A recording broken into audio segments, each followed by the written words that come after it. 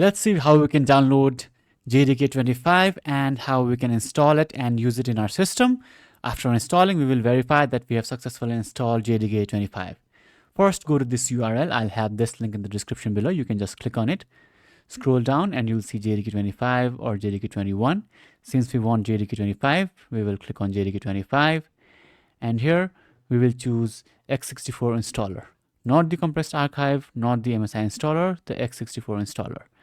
Click on this and the installation wizard will be downloaded.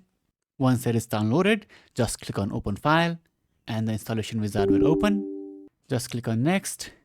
And this is the default directory where your JDK will be installed. If you don't have storage left in C drive, you can just change it to any other directory that you want. I'll just save it here. Click next again and your installation has started. Now, once the installation is complete, you can just click on close. And now go to the directory where you have installed your JDK version. In my case, that is inside the C drive, inside program files, inside Java, inside JDK 25. This was the path, so copy this path. Now press your Windows key and search for environment variables and click on edit the system environment variables. Click on environment variables. Now, if you want Java accessible to all the users in your PC, you should click on this path inside system variables. If you just want it to be accessible for your user, you need to edit this path inside user variables.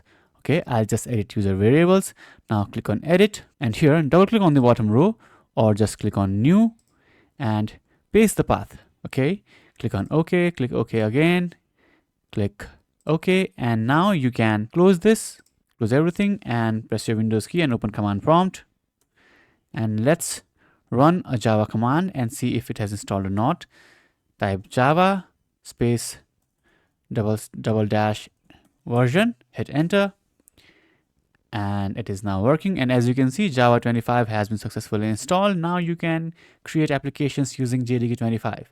If you have any questions, let me know in the comments below.